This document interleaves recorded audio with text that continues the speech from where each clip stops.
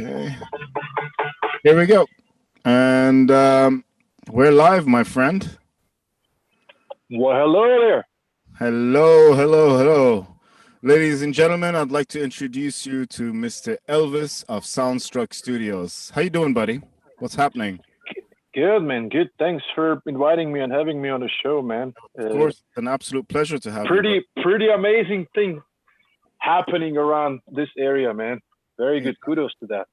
Yeah, of course, man. Of course. The whole point of this is to keep this community growing and thriving, because you and I know in the music world today, things are getting less and less and less, and we need to revive that, else there will be no more music. You know? Yeah, you're right.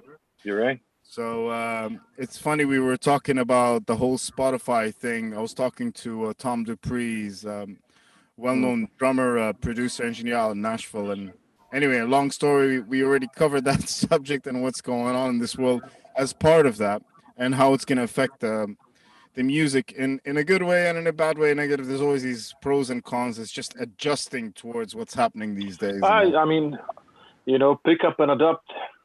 Yep. That's what we must do. 100%, 100%, 100%. And so, Elvis, before anything, hey Saeed, we got Saeed on the live chat. Electric Owl, hey Chaz. Chaz is on the show. Chaz has an amazing studio out in New York. He's been on the show all the time. He's a fantastic engineer. He works a lot with Warren Hewitt and all these guys, and we've become really good friends. Greetings, everyone from South Wales, New York, USA. Can see and hear you both. Chaz, hey Chaz, hey Saeed. So yeah, Elvis, tell us about you, my friend. How did you get started in this crazy business called music and audio? Well, it's been a rocky road before it turned into business, actually, Yeah. I mean, I remember you from back in the day in SAE out here. Yeah. That was 2006. I put out an album, and I think it was that year. Anyway, how did you get just for everybody, whoever's online to know, Elvis is based out in Dubai, just like myself. He's another colleague, comrade of mine over here. Fantastic engineer, fantastic studio. And shoot, tell me, when you were 2 years old. I poop my diapers all the time. So, I had interest in music, obviously, since early age, since my family is mostly musicians. So, I picked up the accordion was my first instrument. Then after that, piano keyboard situation came by, and started with bands like at early, like seventh, eighth grade or something like that. First bands with accordion. Yeah, well, this was later on, because accordion I threw away right away. That wasn't for me. I was more cool than accordion. Sorry, Elvis, I lost you there, audio wise. Okay. Oh, there we go. There we go. Yeah, I caught you now. I missed that last sentence. Yeah, I mean, accordion was just like a gateway, but soon I switched to piano and later on keyboards and stuff. So I got stuck on that since, Right. And this was started. Where was this? Back in Bosnia, because I'm Bosnian origin. Yeah. Right. So so that was my thing. Funnily enough, early days, I DJ'd, man. Oh, did you? My name was DJ Charlie. I mean, it was a primary school thing that you do. Imagine the fun fact that I met Charlie later on. Now in my life, who's my business partner. That's right. That's right. His name is Charles as well. Yeah, that's so funny. He probably doesn't even know this, man. Oh, that's funny. That's so funny. Yeah. So basically, music and bands, and with bands, it was always me who fiddled with cables, with recording devices, and stealing like my dad's PA speakers, mixing board, microphones, taking it to a garage, recording first demos and stuff on a freaking. Do you have any nice microphones from back in the day, if you know what I'm talking about? Yeah, man. I mean, those were like a live application microphones, but I didn't know any better than that. So That's how I made my first recordings, man. With stealing stuff from my father, man, and recording and making sure that I got everything back in the house, before he got back from work. And if you found out, what would have happened? Nothing. I don't think I don't think he'd do anything, man. It'd be like, but anyways, I mean, there's no way he didn't know. Yeah. It's like, that boy's up to no good. What are we gonna do with him? But no, that's Yeah. great. It's funny, we all got started somehow as musicians. Like, I had to put two cassette machines together when I was young. I used to always dabble, and you never really think about it. It's like, yeah, I just want to do this, and you figure things out, press play here, press record there, and overdub, and Yeah. So I mean, it was pretty straightforward. Sound comes from one side, goes up the other, capture, and try to do the best you can. The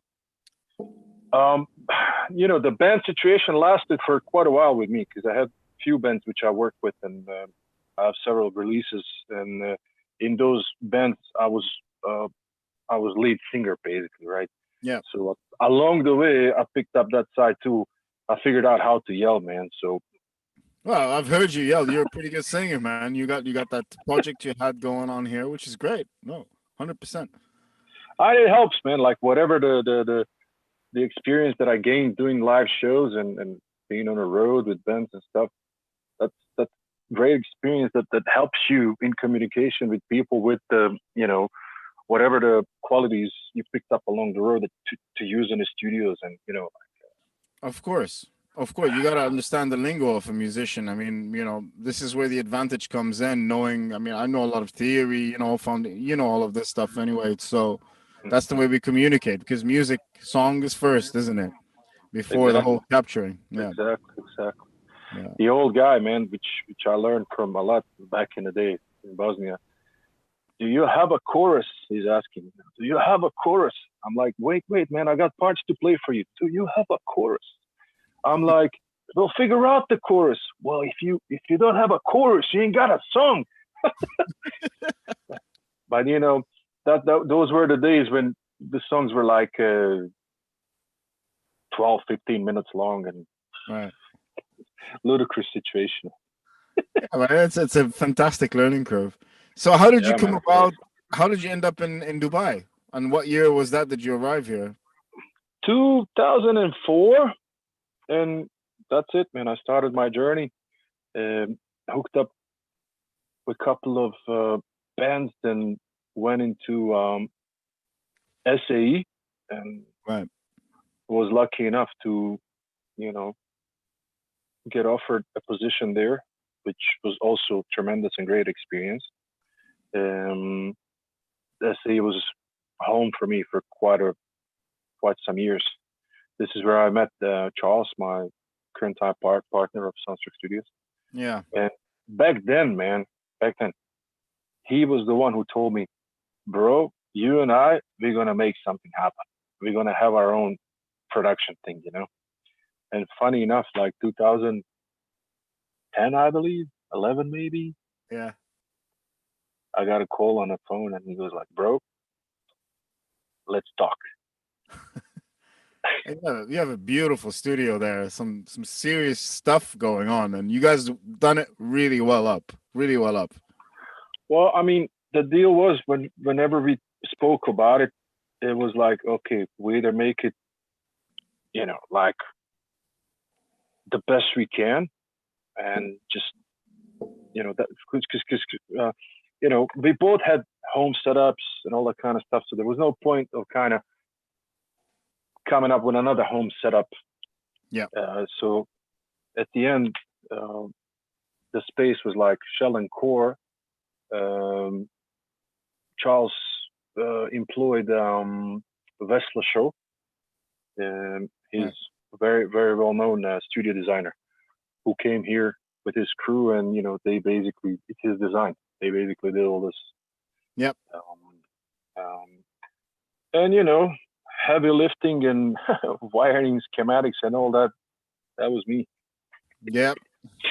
I know exactly what you're talking about. Months of soldering, man. These subs. Oh my gosh. Yeah, these subs, dude. I got a shit ton of them in the back, like lab. I'm sure. Anyway, that's over and done with. Once it's done, it's lucky, you know. But it's good to Yeah, man. know that because especially with gear that you have in the studio, when you know the ins and outs, is if Man, troubleshooting fu- becomes a lot easier if anything goes wrong, you know. yeah, man. A funny thing, like the moment we opened the doors, because we had people booked to come in the studio, and we've been finishing the setup, right? Right. So the very first session, I had a cheat sheet with my schematics and whatever I've made, Yeah. uh, something that's called workflow or whatever the case. So the guys are coming in, kick drum, okay. So I'm following like, okay, patch bay wasn't even labeled, man. I didn't have Right. time. So okay, this is it, this is it, this is it. Bob Pro Tools works next. so so it was pretty, fun to do. Intense. Yeah. No, for me, I have to iron things out. I'm very OCD with this stuff, so it's like Mm-hmm. everything's labeled and colored, and I change the labels all the time. Every time I change routing, okay, this works better, refine, get it better. You know, okay, this workflow is better. You know how it I mean, is, it but it it it, it, it took quite some time to figure out the patch bay because it's a fairly complex system, yeah, and once you have that in place, done. you really don't have uh, much Yeah, uh, leeway to kind of like flip things around. You try to make it the best you can so that you're flexible, and in your workflow past yeah, the patch bay, you can do things happen. You can make hundred things percent. happen. Yeah, it's many. It's interesting. You talk about the patch bay, and my wife sees it like I stayed, you know, a good solid few weeks just routing and changing the routing, and it's, you know, it's a whole labyrinth, and at the same time envision what you want your workflow to be through the patch bay, you know. And Yeah, yeah, yeah. flexibility is key, so I can hardwire things or IO stuff or what's going through my summing, and how can I be very flexible, you know. It depends Mm. on what you do, Yeah, so but here, I mean, as you know, I had to think about all of the scenarios, multiple rooms, tracking multiple uh, lines, microphones, DIs, whatever the case. Like yeah, when I have bends in the library. Plus, mix down side, like when you flip yeah, everything, what happens? Like, yep, how's everything going to interact? And like, not to of have a course, lot of downtime and, for mix preparation. And quick. Well, that's how in general, how I thought of it. Everything's ready to go. Mics are ready to go. My guitar cabs are ready to go. Everything to record live, and at the same time, mix is ready to go. You know, yeah, and obviously yeah, that takes work. Again, I'm, you know, from anybody's perspective. I mean, we're just talking. Whoever's watching is like, there's a lot of work to be put into a studio, guys. You know, the routing, the veins of how everything goes is super, super important. And oh man, yeah, yeah. speaking of which, I mean, speaking of the studio, you on your phone or your laptop? On my phone, yeah. Do you want to give us a little rundown of what you got, and I'll ask you questions. But Sure. let's look So at the let console I'm first. gonna. Is there a way to flip the camera on this thing? Of Yeah, course it there is. should be a button Yeah. over there. Yeah. There we go. All right. So this is my control room. Yep. So we're based off of SSL AWS 948. Right. That's the Patch thing we bay. spoke about a while ago. That's the patch Yep. bay, right? The spaghetti. Yep. So coming over, a couple of monitors. So what's Flash. can I have a quick look at your master section on your console? Because I've never used the AWS, to be honest. So are you running that into? Are you like summing everything into this, or is it like a I mean, also I controls your I, Pro I Tools and whatnot? if I do analog mix, if I end up doing analog mix, I have Yep. 48 returns. Okay. So I will make sure that everything's sparking ready to go to 48. The setup Right. is ready, patch bay reset and set up for analog mix. So Right. basically, I may have tracks grouped in Pro Tools, Right. which I use with this setup. Right. But the mix would be analog mix full on. Yeah. With everything employed that I can, the busing and two mix buses that I have here, rec and mix, and Yeah. I mean I got it. I got it. And it's not static at all. I keep changing that, like, because Yeah.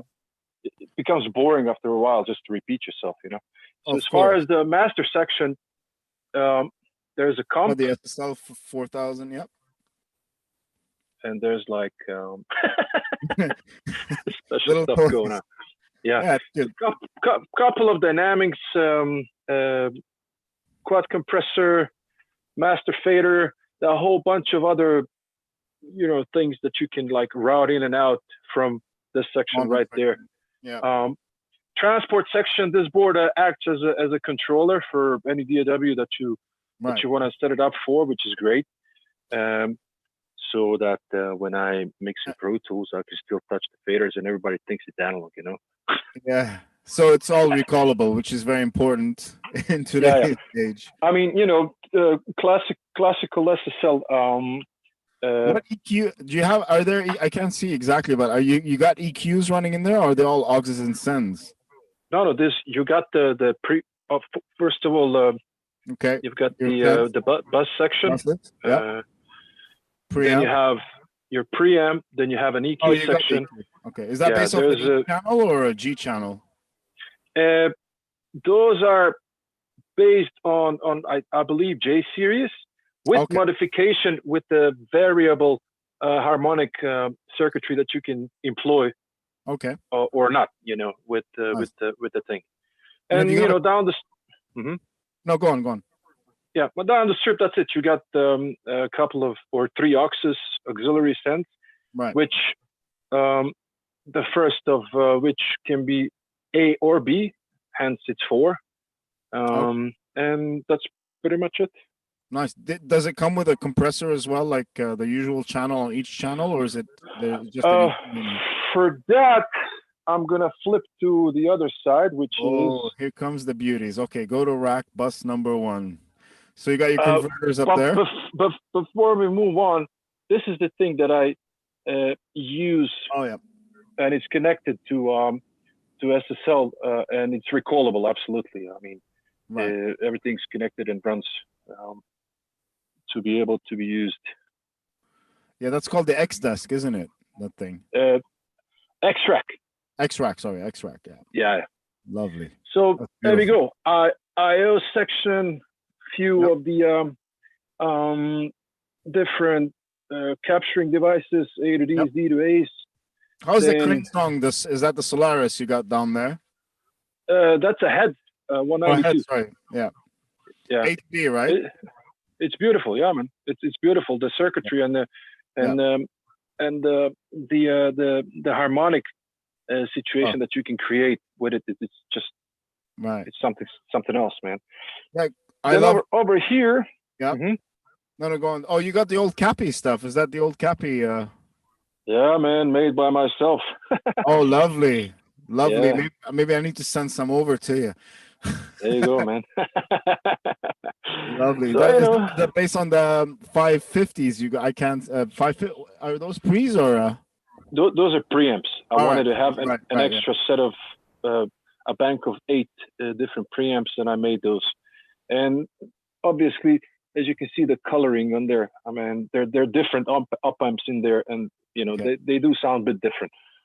And lovely thing is, of course, the gain and the trim. Then you can really work them out. Yeah, that's wonderful. I mean, I love the whole kind of API. I got a Dakin 4 pre, which is lovely, kind of based off a API mix and a Trident thing. It sounds nice. And then you got the 550Bs down there, 3 550Bs, and are those the Harrison EQs you have in there? Yep. Nice. That's a pair of those. Beautiful. And a 560. And what's the other? Is that a DI reamping? Yeah, it's a radial reamp module, XM. But I'll show you later on. I've got the JDI 7 sometimes, so I rarely use this one, but it's there if I need it. I have the XM, but not the 500 series, just the pedal looking one series. Yeah. Of course. And then of course 1073s, man. Yeah. And these are DPDs, and funnily enough, A to D on these guys. This is how I capture. They all have A to Ds. This is how I capture all my mixes, man, through them. There's nothing like them. They sound fantastic. Oh, you mean okay? So on your mix bus, you run them out into these basically. Well, it's a sequence of routing. So out of Pro Tools, out of Mixbus, SSL Mixbus, they'll usually go to this guy A to D, then AES back into Pro Tools, so to capture the mix, It's funny, I got a similar kind of workflow on my summing mix. I either go through the SSL transformers or my 1073s as well. It depends on each song what I use it for. It's fantastic. Yeah. Cool. How is that Pacifica down there? I've never actually had or used them, but I heard some good stuff about it. The Pacifica, it's just a different flavor, man. A reliable, great preamp. As I mean, I've got 24 of those SSLs, 8 APIs, 6 of these Neves, couple of Pacificas. I mean, just a different flavor. And they're fantastic, man. They're fantastic. I usually end up using them on say if I'm recording drums, I'll put them on overheads probably. All right, lovely. Yeah. That's so beautiful. These guys you've seen, man. I love this little dude. That's great. Is that the transient designer you got there? Yeah, man. That's a lovely. And is that the Varimu you got? That's an old Varimu. What is that actually? This is ELOP, man. Oh, the ELOP, the old ELOP. Yeah. It's great, isn't it? Bro. ELOP.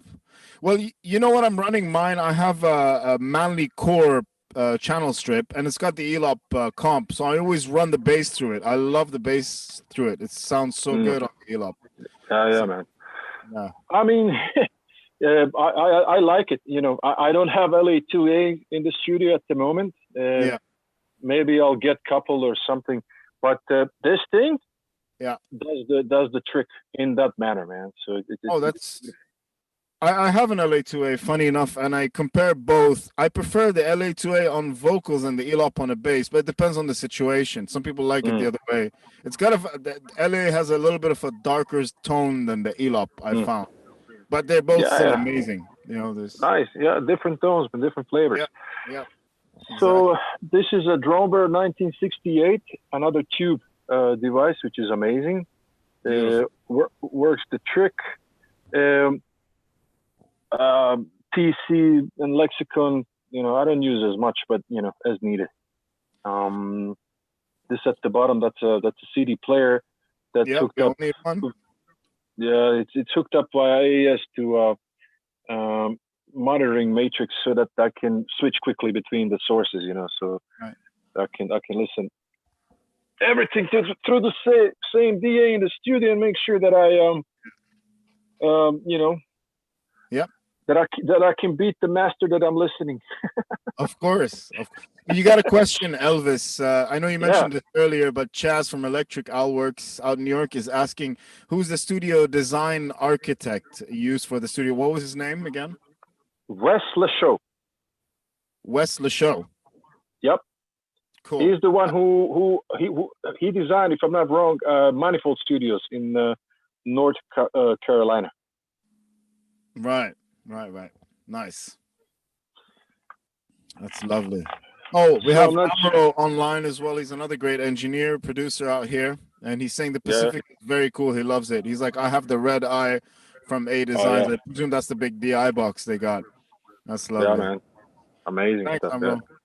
And then, the Dangerous Dangerous Music, that's the Matrix one, isn't it? That one you can route all your outboards through. I don't know what it's called, but... this is my analog mastering chain. Right. So it's going to... between outboards in there, right?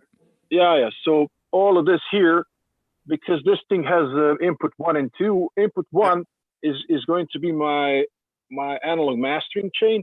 Input 2 is going to be something I routed to the patch base so that I can employ any of these guys, right? Into the mix, basically. Right. So that's a switchboard, like a master switchboard, which has matrix switchboard kind of thing. Yeah. I call it the fancy patch bay. There you go. So this is a de-esser that helps, SPL. Yep. And You this got the is a Millennium millennium. down. Yeah, this is NFC Q2 with the Fred Facel modification inside. So Nice. basically, I changed the whole gut thing and Yeah, reinstalled his mod, which turned this thing into solid state. And I personally like that sound better than original one. So I've never used one. I've heard about them. I yeah, love the API EQ, the dual EQ. I've been wanting to get one of those for my mastering chain as well. You yeah, know, yeah. what are the Q? It's Well, I know the Qs keep narrowing up on those. Do they act a similar way as the 500 series? Did you feel? Is that a five based on 550A or 550B? I believe this is still based on 550B, Okay. but you do have the range over here, which turn your clicks Okay. um, into smaller increments than 2 dB, Oh, which that's is much better. Yeah. yeah. So then very mute Yep. underneath, then Green. Crane Song STC8. How's that for you? Nice, man, nice. Like I said, when you do mastering, it just depends, man. Like Yeah. it depends what it depends on the source material. You're not necessarily you need to use any of this, Nope. but when calls for it, you just do it. And needless to say that like I said, I have an option of routing any of this um, back in the patch bay, and I can use these things like on in a mix scenario as well. Ooh, and we got the distressors and the fatos going on. I love the distressor. Yeah, What a man. tool, man. It really does everything, doesn't it? Yeah. There we go. And Yeah. then there's a this is a freaking an amazing thing, man. Like JD it's a said, what is it? it's a Furman. It's a sub generator, which does the magic, man. Like when you get this along with your kick drum, Oh, yeah. possibly snare. Yeah, man. Ooh. Stuff's You know what? happening. You know what's funny? I use for toms something not similar, almost like that. Is I found it really cheap here. The Aphex Exciter. Oh yeah. Isn't that a great tool? Isn't that a great tool? Yeah, man. That's exactly what I have it patched into the stereo insert on SSL where I brought the toms. So yeah, I do the same. I love it. I love it on toms. It's fantastic. Yeah, Good man. one, good one, good one. And I got it here from a shop that they were selling it for very, very cheap, and they had a few more. And Chaz actually was asking me about it, and well, I was telling Chaz about it. I said, "Let me give him a call," and they sold out. I'm like, "Oh, it's nice to have 2 or 3 of them." Let's see. Can we have a look at your live room? Oh These, yeah, man. One sec. these guys Let need me to just check it out. let me say hi to everyone again. Yeah, everybody says hi to you, by the way. Cool, man. So I'm gonna run you over from the entrance to show you the original studio build. So this is a little lounge area. There we go. You didn't know this, but we have recently expanded. I've got Studio C going on over there, but that's a new build. I'll show you that later. Yeah. So what are you a sound lock. Studio C? Studio C is commercial, man, like voiceovers and composition, corporate stuff. We've got the engineer full time responsible for that, so that's his piece of cake, and he's doing pretty cool. So this sound lock, man, this is an interesting and very characteristic for this studio thing, but I'll show you that later. Going forward through the sound lock, there's a Studio B. This is a small production suite. Yep, I remember that. Yeah.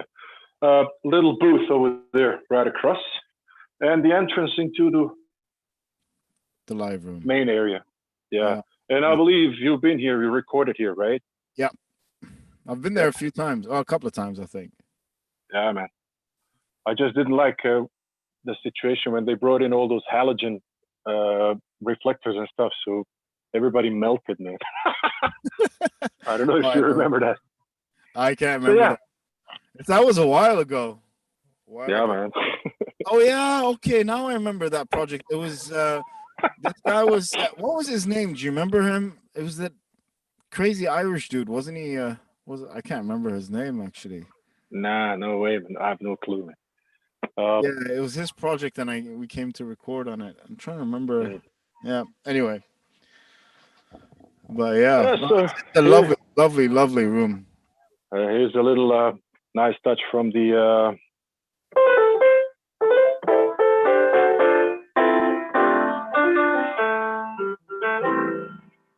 Lovely. Piano love. If you have any drummers ready to go, man, everything's mic'd up so you can bring them over. Yeah, that's awesome. Actually, I'm recording drums in my room next week. I'm gonna see how the neighbors are gonna cope with this shit. But yeah, what are you using for a kick mic? Kick out and kick in. At the moment, I have Beta 52. This thing here from the folks from US. This is a Buck 195 FET microphone, and not a funny fact, but like what's cool about it is that I purchased it from Eric Greedy. All right. And go ahead, everybody who doesn't know who that is, he needs to Google that. Yeah. So a couple of ISO boots. A little bit of a messy situation, but no, it's all good. The purpose. You gotta have a little mess to create some little vibes there, Yeah. That's pretty much it. The studio holds, some amps and stuff, anything that like, safe bets sort of to like get you going and record. And this is what I was mentioning about the sound look. So when you close all these doors, right, and you close this one, right, and you close everything. Throw a little PA in there and retract with a bit of chamber verb or kind of verb going on. That's exactly. This is my special chamber. I can hear it already. I can hear it already. Check it out, man. Oh, that's and it's got a very short decay, which is very good, actually. Short decay, and when you, I usually stereo mic this little room here, facing away from the library. Right. And I'll have that space, man, attached to the drums. If I record drums, this is going to be the case more than likely. Depends on like what's being recorded, but that's part of the sound for sure. Like any rock band that recorded here, this was part of the sound. Oh, that's fantastic, man. Just throw mics out there, keep the door open, keep the drums running, and you get this other kind of room chamber or verb mic, mics. Yeah. I'd say that's exactly. That's pretty dope, man. It's so cool. Sometimes it's usable. Sometimes people prefer digital reverbs over the natural decay echo. Yeah, so, I suppose. All depends. Well, that's fantastic. That's a beautiful studio, man. Well done. Well done. Honestly, you guys have done a great job. And everybody, I think everybody's intently watching the tour right now. Look, man, like it's been like just about, what is it, like 2011, 12. So is that when you guys opened up? Yeah. Damn, man, time went by so fast. I remember this like. I lost my hair, bro. Yeah, I don't blame you, man. I don't blame you. Chaz says very lovely facility. Said says pretty cool, and Red says awesome. Everybody says yo. Yeah. Cool, man. So what have you been working on? You just said now, obviously with this whole lockdown and all of that, remote sessions have been taking place. How's that been for you, or what projects have you been working on during this past 2-3 months, let's say? Couple of things. First thing first, this is a full-on production facility, right? Yeah. Commercial facility. I take care of the music side of the house, but we also do have a corporate side of the house, which, of course, as entity, helps a lot, man. Like we wouldn't be able to run this if it wasn't for the commercial side of the especially now in this crazy situation. Yeah, man, that thing kept ship steering. You know, it's very interesting, like that you say that. Like, you know, back in the day, I built a studio in 2001, and I didn't have the business mind for it, and it was all just these, and I wanted it for music and musicians and stuff. But you and I know it doesn't. We don't have enough of that here to sustain a professional facility. It has to be always the jingles, the voiceovers, and you know how it is. So Yeah, obviously, you guys did a very smart thing to have, you know, Studio C, Studio B, that keeps it going and keeps it alive. You know, and when you get a nice project to work on music, oh, fantastic! What a relief, you know. So, hmm but yeah, Well, I mean, anything audio, man. Like, uh, as much as Charles and myself are in love with music and are musicians, because he's a multi instrumentalist as well, great yeah, vocalist, by the way, also. yeah, Um, at the end of the day, man, this is not safety net for us, man. This is what we do, man. Gotta put the food on the table, man. You know. So, yeah. and plus, we have an obligation towards our employees, man. We employ a few people, man. So Of we gotta course, make sure they're taken care of, you know.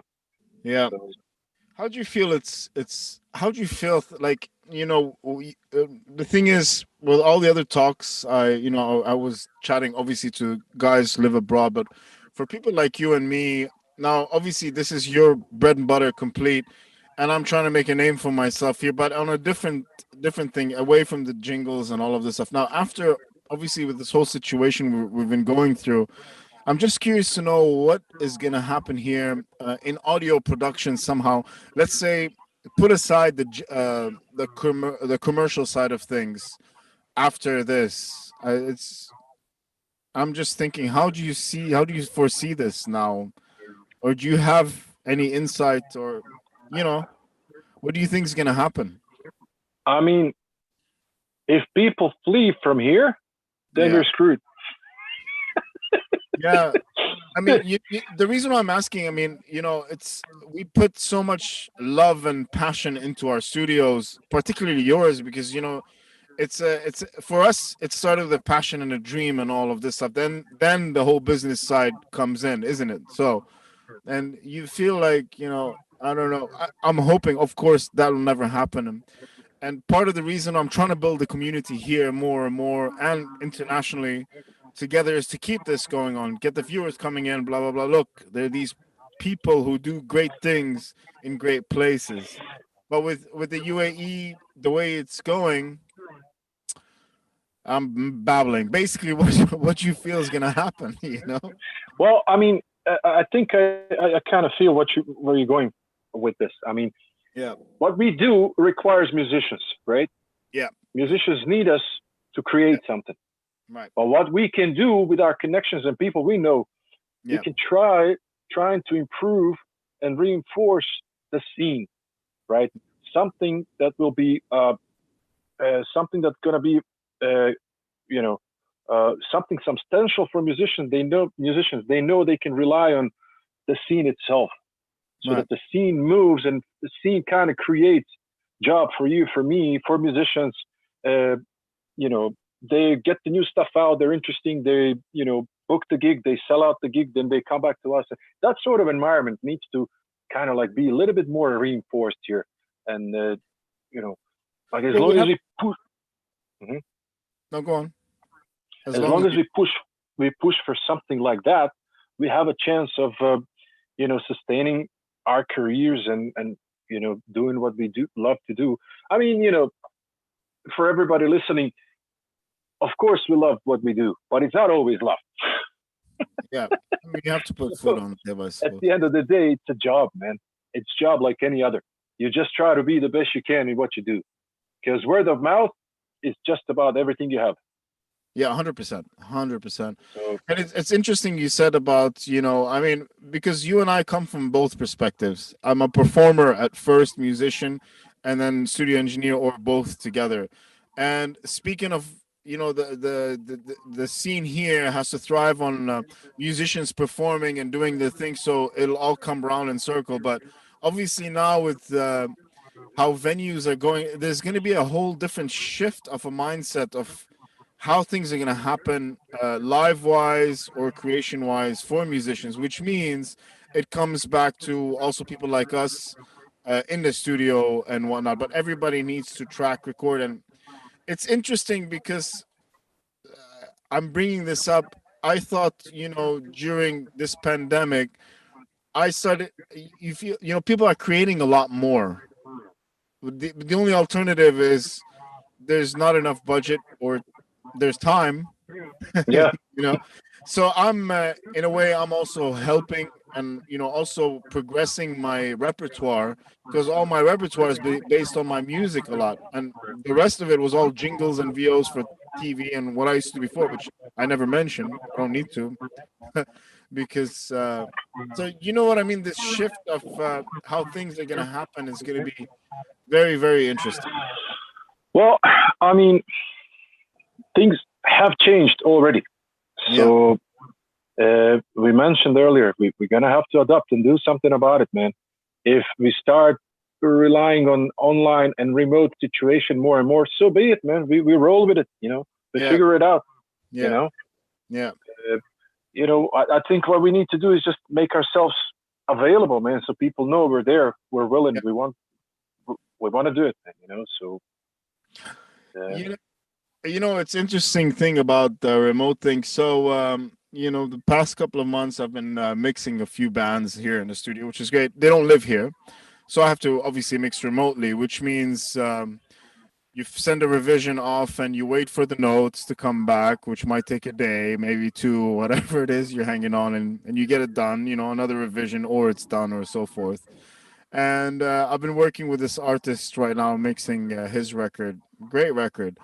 And luckily he lives here and he's so involved with the mixing. I mean, he's sitting in the room with me the whole day, and that's fantastic. For me, it's like, oh, it's a fresh breath of fresh air, because I'd get something like, oh, no, let's try this, cool, no problem, I'll do it for you, rather than wait for the, so everything gets done so much quicker. And it's a real relief, like finish a whole, a song in a day and a half, tops, Yep. finalize it, done when he's there, rather than taking a few days by the time you get your notes back. And so that's something obviously we do anyway, but we have to acquaint more and more the whole remote status. I mean, yeah, of course, that's a cool thing to have somebody kind of like attend the mix. Yeah. But it's also a tricky situation where, your room, they don't. Yeah. So, No, but I explain that to them. I always explain. Yeah. It depends on the person, really. Some people don't get it. Some people, you might say, go have a coffee or something. Let me do my work, Hey, I have a word for you and everybody in the recording producing land. Yeah. Hold on, let me see this PPI thing. Yeah. Producer specification indicator. Okay. What does that mean? You know what? That means when we're mixing and we're like in the 65th hour of mix and mix version number 26, you bring the guy who's trying to make you turn up like a 15th vocal on the left hand side for like a quarter dB up. Right. You bring him over to press that button and ask him, is it better with or without? And he'll opt for one. And this button doesn't do absolutely anything. So the placebo effect you're talking about. That's it. And they built it with that in mind, man. It's not a joke. That's what it says in the manual. Really? Yeah. Oh, that's fantastic. Well, I guess again, I had a situation like that before, and I'm not going to talk about it, but we resolved it. But it's funny, the gentleman who was with me today, and it's great. He's got great ears, and he's intently listening. Because when you're doing a little bit of bass, you're always paying attention to little small details, or when you're doing some MS work, it's all about that. Some people won't notice the difference, but you hear it because the room, or the person's been sitting there for an hour or so. He stopped recognizing what changes. Yeah. It's cool. I told him, and what he does, which is fantastic. I told him, listen, if you want to know how it sounds, what are your favorite headphones? He's like, I've been using these for years. I know the sound. Brilliant. Bring him in the studio. While I'm doing things, listen to him. And that's been very helpful, actually, So that's great. That's great. It's a great suggestion to do. Like, if you know your cans, obviously not going to bring your speakers in there. Bring him in, because if you know how to judge what you want from your headphones, that helps me. Because sometimes they have that communication barrier. You know what I mean? It's just you prepare people for the situation, especially if this is their like first rendezvous, if they haven't been in the studios before. Yep. You just explain to them, and like I think as long as you keep their expectations where they need to be, it's Yep. cool. You'll explain to them, look, maybe here, but I'm still gonna email you an MP3. You listen to that in your car, in your phone, with your headphones or whatever. Yeah. This is what you need to do. Yeah. Like you said, yeah, you're right. Communication, just explaining people the situation, how things turn out and how they work in the studio. Yeah, I'm gonna steal that PPI thing idea from you. I have my Avocet Crane song here, Yeah, it's a good one, man. but I don't know that there is no button PPI on there. So whatever I chosen speakers. Maybe I'll switch between speakers. I go to the NS10s, then to my Genelex. Tell them check that. That's a brilliant idea. So, Yeah. we got Electric Owl saying, I'm seeing unsigned indie artists start Patreon and GoFundMe campaigns to finance recording since there is no income from performances at this time. I know there are studios doing this also. Unfortunately, I'm not sure if Patreon actually works out here. I'm on it, but Yeah, I mean, in our situation, we got to be careful about campaigns like that because yeah. The laws are a bit different here than abroad. Yeah, 100%. This is doesn't work for them. And he's saying also, I think studios may be able to add value and earn income by helping artists fund recording projects, which is a good idea, actually. You have your network and someone, okay, how do you get them connected? Kind of like then you almost pseudo label producer kind of thing going on. Well, that's another thing that we're working on right now, but it's still on the table. We are making a artist development franchise here and or division. We're going to have something like that where we invest in the artist in return of going forward in their career and being part of their management and stuff like that. With collab with online platforms and distribution and all that kind of stuff.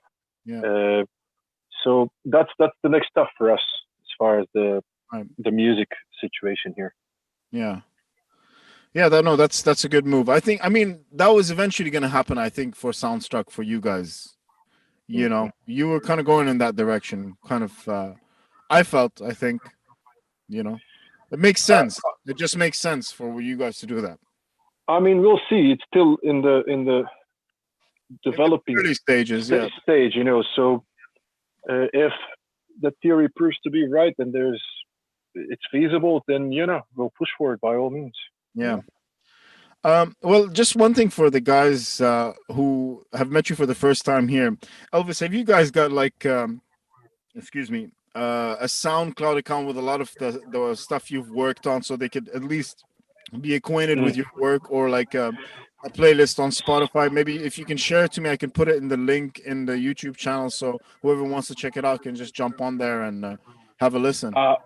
All of our stuff is on our website. If you go to SoundStruckStudios.com and you go to music production, there's a whole bunch of stuff there. There are a few things that have been going on for past couple 3 months, which we haven't updated, but a lot of stuff is there already. Yeah. So guys, in the description below, SoundStruck Studios website is on the link there. So just click on it and go have a check out. Actually, funny enough, we were talking about the whole multi-comp idea, and I never thought about that until actually me and Chaz, when we had our live stream, and he was telling me about it, and it completely made sense to be able to break things up. So I want to say shout out and thank you to Chaz for that idea. And it was a Michael Brower technique, and it changed my workflow right away. I loved it. For me, it works perfectly. Found my comps I need to do on it. Oh, Milton's online. You know Milton, obviously. Well, hey, who's Milton. that? Milton. I don't know any Milton. What are you talking about? Have you seen the live stream we did together? Man, it was the funniest shit. It's hilarious. Great. I know, man. Yeah, I mean, if anything, man, Milton has been around this studio forever. I can't even count, man. Yeah. Okay, Chad's gonna check out your demo reel for sure. Yeah, I mean all of these guys have great demo reels and all of this. Oh, I wanted to ask you a question. Now I know we went into the gear and more of the geeky stuff uh, on that, but this is kind of personal for me. Gear, something goes wrong. I need to find a great tech. One of my pull techs here on the low end, high end, and middle end is very good. Low end, nothing. I checked my tubes, changed the tubes, tested test tones, everything. I contacted the company. Does it like, yeah, you can ship it back to us, which costs a lot of money, bring it back, or find a tech. But I need a tech Yeah. who I trust. Who do you use here? I know Milton. They have an NMK, but with stuff pro audio, I don't know. I need someone who's not gonna mess my Barry, man, up. get Barry involved, man. He's good with circuitries and stuff. Yeah, does he take a long time? Let's see. 'Cause- A friend of mine, Christine, who's got another beautiful private studio at the Jumeirah Road. Right. Had her Focal speaker broken down, switch broke off or whatever, stopped working. Mm-hmm. So I went on a website to help her out, just to help her out, like to see Right. what do we do. So they listed Barry as a service guy for Focal. So I contacted the guy. He finished it in a day. Oh, really? Done, completed. Halas, man. Hmm. Took it back to Christine. She was super happy with it, man. Like her. So I lost your audio again, Elvis. Sorry. I think they're hearing it, but my connection here is a bit shitty. Am I back? Are you there? Can you hear me? Ah, there you go.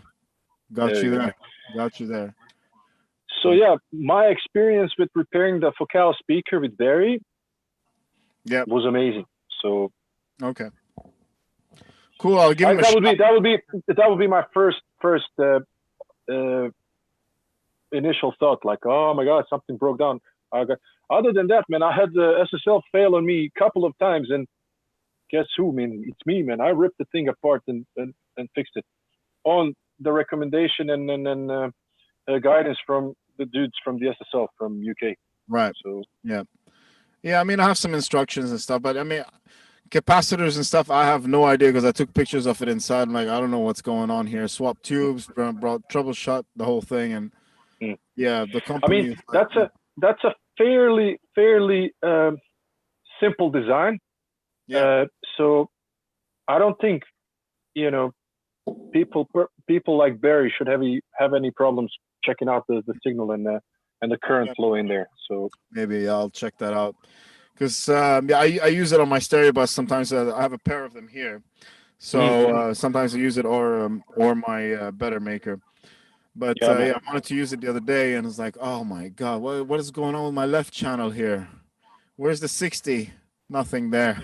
God, anything 1K and above is shot up, like brilliant. So I realized. So it's not a cable or anything simple like that, right? No, I checked the cables, of course. Double checked all the cables, swapped the tubes, opened it up, and yeah, there's something inside going on. Anyway, I mean that's the burden, man. That's the burden of having analog. A whole bunch of gear, man. So yeah, I know that. I mean, like you mentioned, you've seen Fatso here. So this is not the original Fatso that we had in the studio. One we had was earlier design, and it just got fried. Really? So I contacted guys from Empirical Labs, and they shipped this thing for free. They didn't charge me. I had to ship the other one back to them, but we got this one for free from them. So shout out to the guys from Empirical Labs.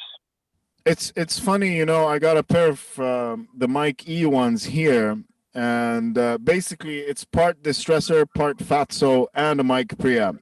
It doesn't all have all the ratios of a distressor, the 10-1, 6-1, and 20-1, but it has everything else. And attack release is limited as well, but we find the right setting, great. And I love it. I have this on my drum bus, actually. Funny, they're both stereo linked. Or a dual mono, actually, I use it because in case things go well. Yeah, it sounds great. And you have the stressors really, it's a fantastic compressor.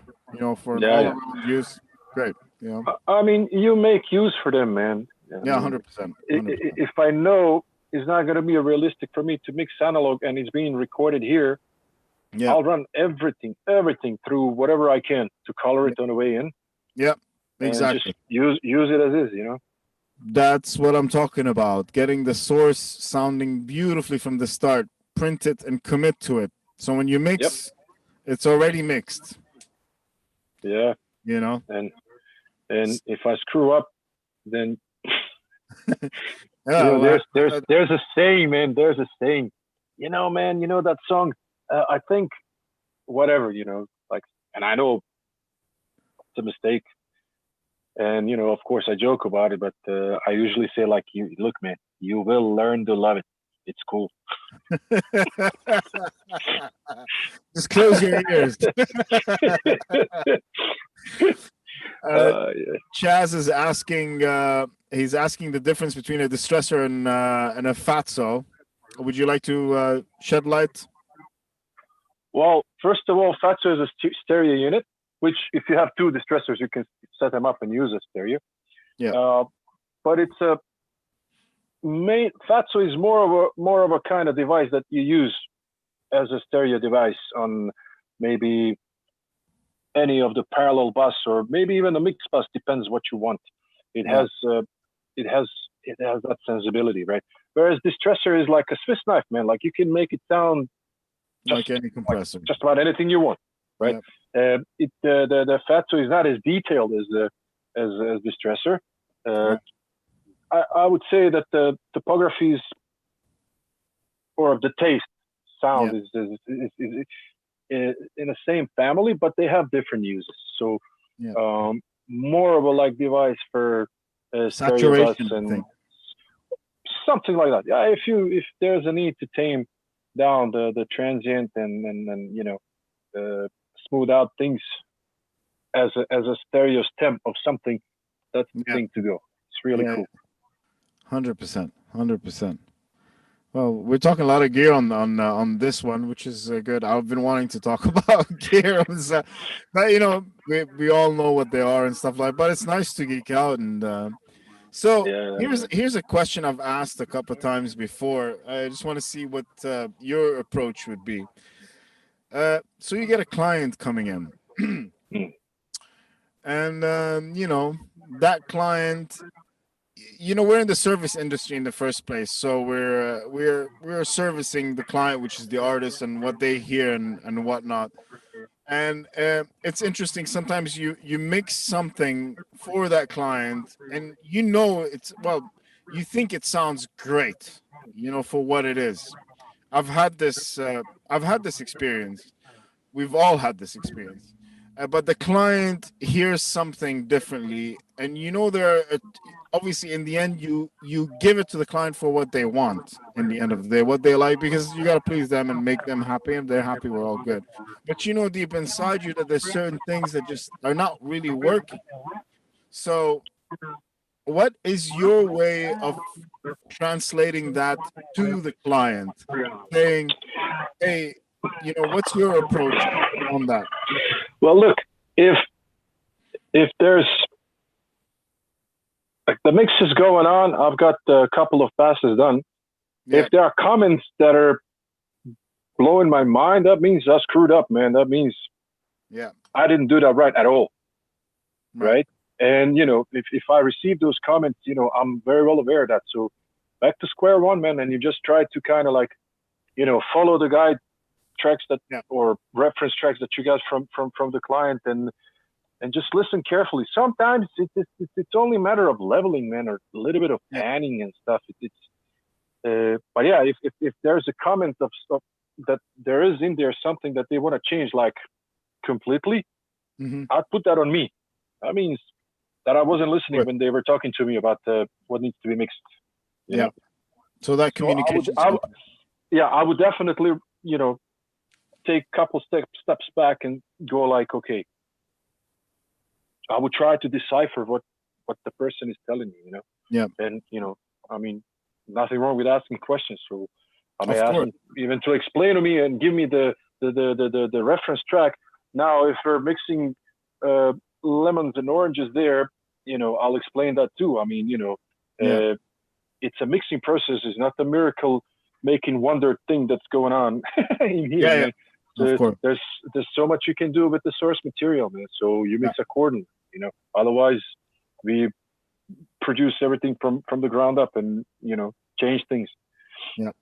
So I would definitely have kind of like a stand there, but would be very well aware of my part in there. Yeah, of course. No, good answer. Good answer. I mean, that's the right way to go it, because it's interesting. Some like I had a client. He had a song. It was all electronically created. It's a metal song. And I'm not the biggest metalhead. I'm a big rock head, blues, funk, all the heavy stuff. The big drums, the on it. So it was all done electronically. So in my head, when I was given the first mix, was I wanted to make it sound big and fat and like almost acoustic instruments. When you put the saturation in, you hit the compressors hard, parallel it. You get all this nice pump. And when we first heard it, he's like, "Oh, this is really cool," but like the kicks, and I didn't realize how clicky the kicks are in metal, especially. I'm always pushing 60 and blah, and I had to push like, I don't know, 12 dB on 8K and like 10 dB on 6K to get that real click hard sound. And I was trying to make the bass drum sound like a bass drum more. But fair enough, it works.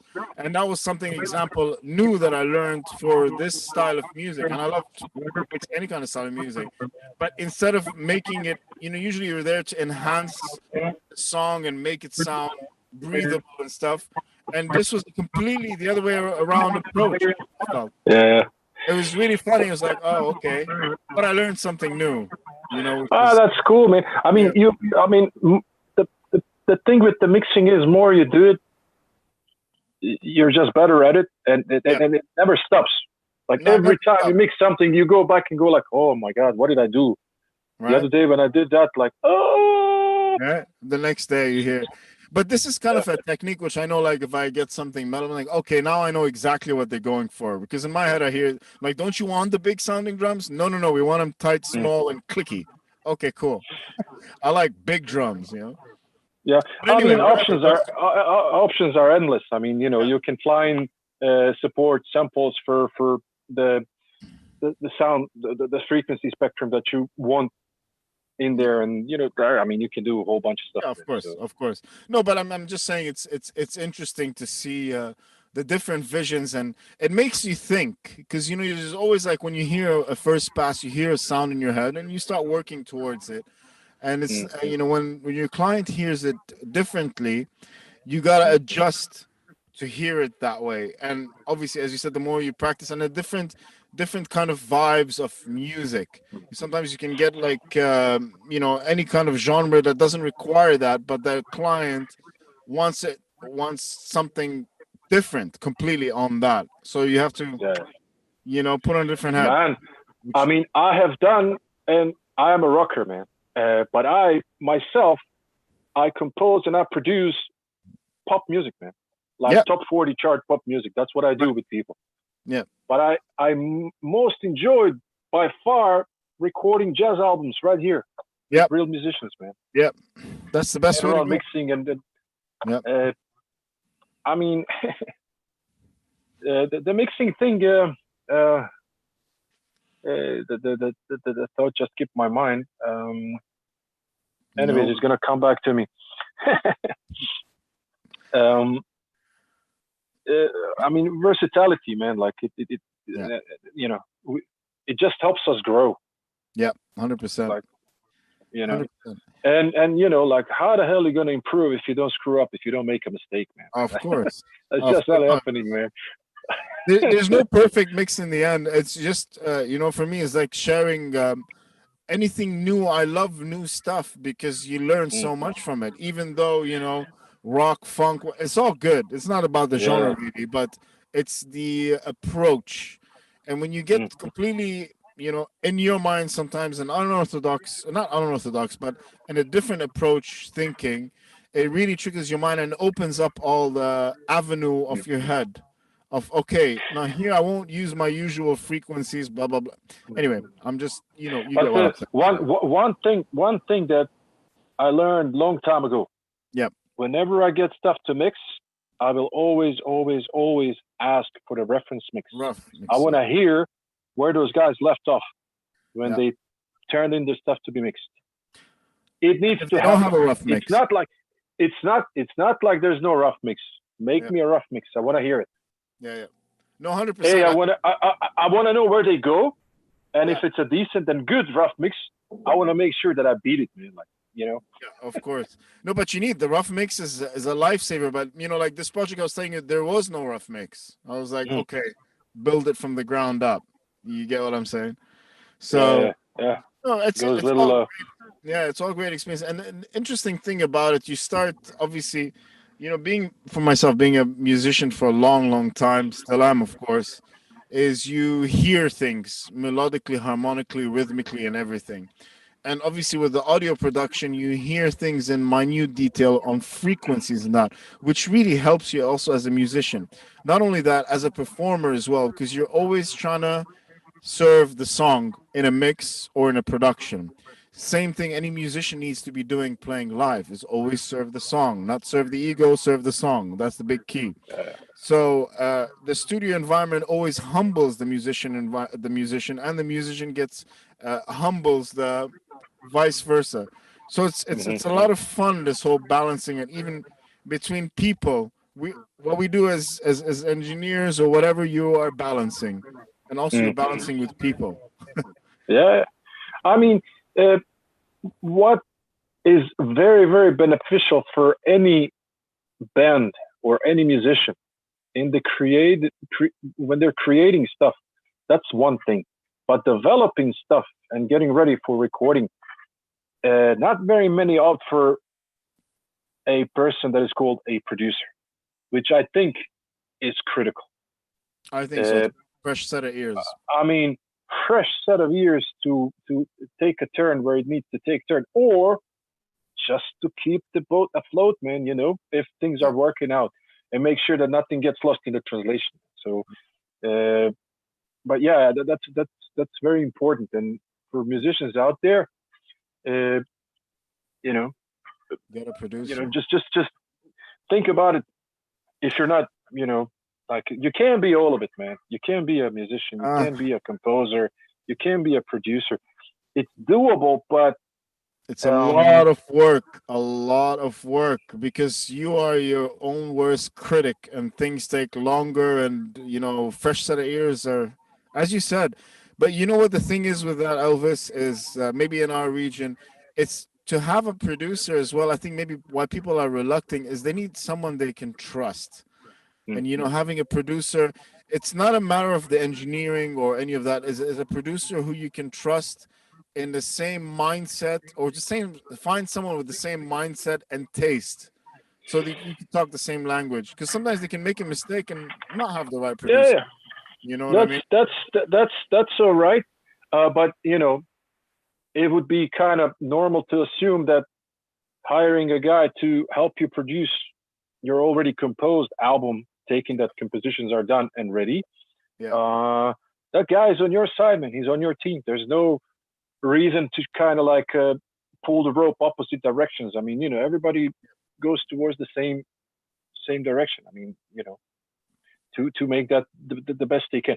On the other hand, yeah, similar mindsets are great, but Yeah. there is something about cross genre and like I don't know, getting a hip hop guy to kind of observe what's going on with the pop rock band or Yeah. things like that, man.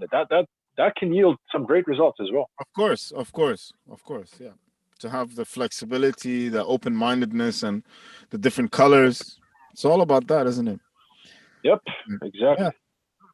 So, guys, just to let you know, Elvis, we will talk again, hopefully, but I know because it's running close to curfew time, and I don't want you to be stuck in the studio unless you want to be there sleeping all night, which we do anyway. We're not. So it's I think it's 10:15 or 20 past. I can't remember.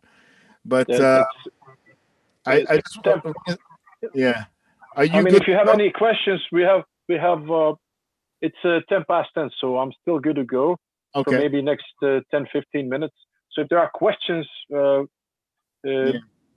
I'm still here. I'm just trying to think. I'm not sure. I think my page is what I'm just because of this relay. Hey guys, if you have any questions at all, or if this site is stuck or something, please give us a shout right now. And if not, you gotta check out Elvis's work on SoundStruck Studios website, which is in the link below.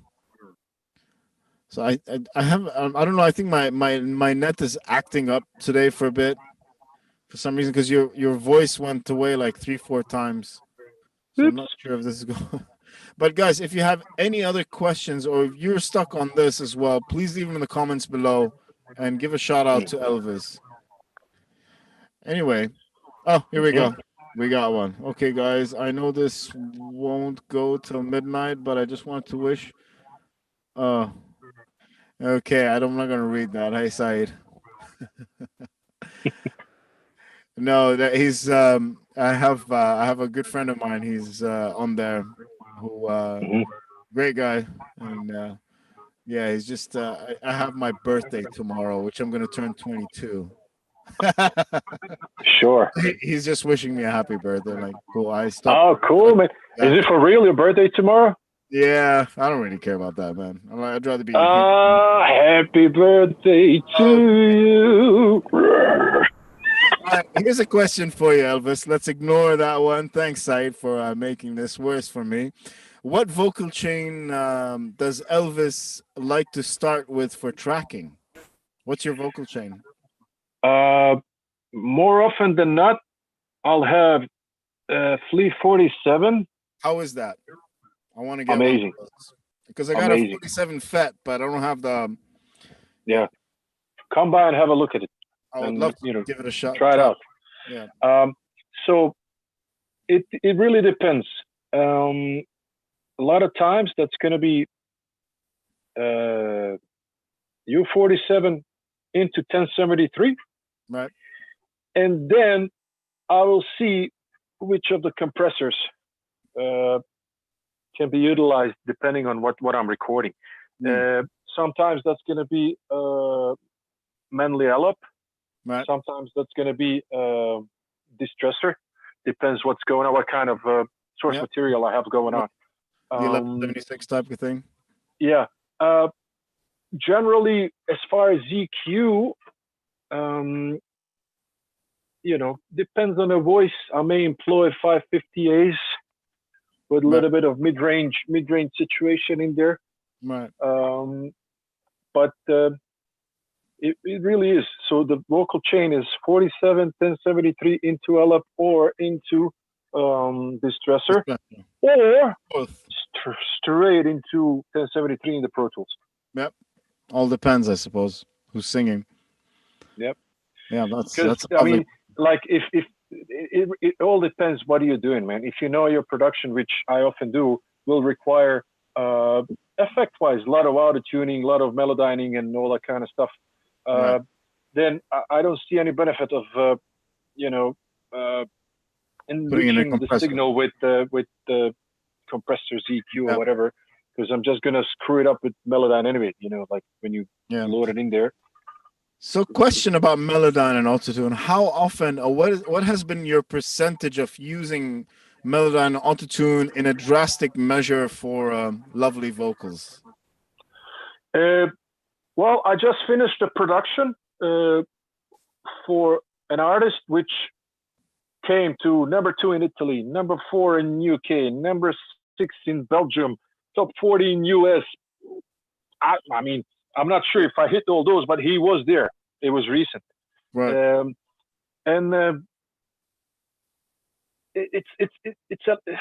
It's a modern production which heavily depends on those tools, man. It's not that I couldn't go without him, but that's what production required. Right. So as an effect, you mean?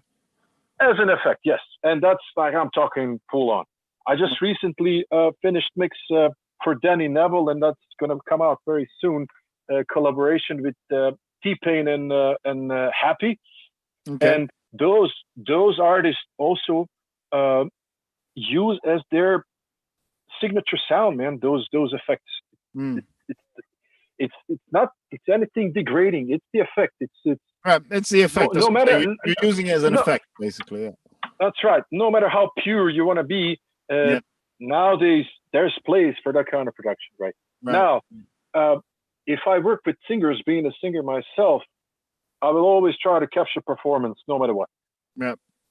And uh, if there's something moving in there, and I had to bump note or two up or down, couple cents, that's no Yeah. problem, man. No, nobody needs to know that, you know. No, And that's okay. nobody will even notice anyway. Yeah. I mean, but it's being used, man, all the time. Yeah. Fair Both. enough. Fair enough. Fair enough. That's cool. That's good to know. I mean, Yeah. it's a tool, man. At the end of the day, I mean, 100%. I don't know if I'm on a budget and I have 5 hours to track vocals for whatever. Yeah. Man, I'm not gonna molest a guy or a girl laying down a chorus for 4 hours consecutive. We got stuff to do, man. So if there's Yeah. things in there they can use, you just need to decide, make a decision, and say, look, this is usable, this works, we're moving on. Because at the end of the day, they'll ask you like, okay, man, okay, my session's up, but I didn't finish. Why? Well, we have another question here. Is like, have you tried? I haven't heard of this OEK Sound Soothe plugin on your mixes yet. I have Hold no on. idea what that is. Do you know what that is? One sec. Okay. Are we talking? Oh, is that the? It's right. Is that the, It's in the my guys who make session, right? Valhalla? No. I don't think they're the same guys. It looks like They're called OEK, and they have a couple of plugins. But yes, indeed, I just recently upgraded to version number 2, and I right. think it's amazing. So what? Explain to me what I think Charles mentioned this before to me. I've never used it or heard of it. What's the deal with this plugin? It's basically some sort of like a frequency auto detecting suppressor device on multiple bands. So if you have overtones and things that are sticking out and kind of hurt your ears, this thing helps even those out automatically, right? So he scans for the signal and goes up to those frequencies, hunts them down, and gets rid of them. Of course, you can fiddle with it and make it work to your liking, but that's basically what does he do? Right. I got to give it a shot then. Gotta give it a shot. Okay, well, that's cool. Well, Elvis, it's time for you to go, my friend. Else you're gonna get a big fine.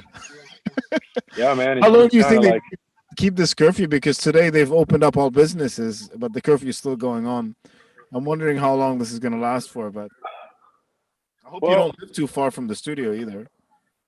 I'm right across, man. So I live right across here, so it's no big deal. I mean, government is gonna do what they need to do, man. It's funny times we live in. So yeah. So far, I think they did pretty darn good. So I'm just gonna take their word for this in this situation, man. So yeah.